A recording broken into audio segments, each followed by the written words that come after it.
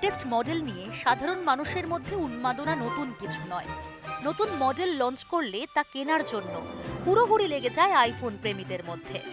Phone কেনার জন্য ভোর রাত থেকে দোকানের বাইরে লাইন দিয়ে বসে থাকেন অনেকেই। এমন দৃশ্যও দেখা যায়। এবারেও এর অন্যথা হলো না। আইফোন 17 সিরিজ নিয়ে এসেছে অ্যাপল। 19শে সেপ্টেম্বর থেকে ভারতে এই নতুন মডেলের বিক্রি শুরুর কথা জানানো হয়েছিল।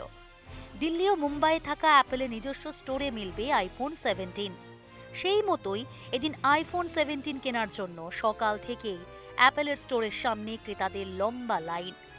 অনেকেই ভোরবেলা থেকে এসে দোকানের বাইরে লাইনে দাঁড়িয়েছিলেন।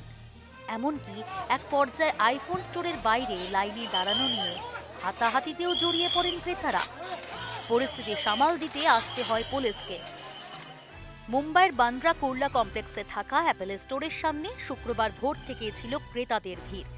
একাধিক সংবাদ সংস্থা শেয়ার করা ভিডিওতে দেখা গেছে দোকানের বাইরে লাইনে দাঁড়ানো নিয়ে ক্রেতাদের একাংশের মধ্যে তর্কাতর্কি শুরু হয়, যা এক পর্যায়ে হাতাহাতিতে গড়ায়।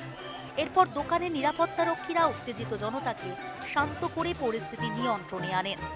শুধু মহারাষ্ট্র নয়, মুম্বাই স্টোরে আইফোন কিনতে আশপাশের রাজ্য থেকেও ছুটে আসেন একাধিক ক্রেতা। তারা ভোর 5টা থেকে লাইনে দাঁড়িয়ে রয়েছেন বলে জানিয়েছেন। মুম্বাইয়ের পাশাপাশি দিল্লির সাকেতেও রয়েছে অ্যাপল স্টোর।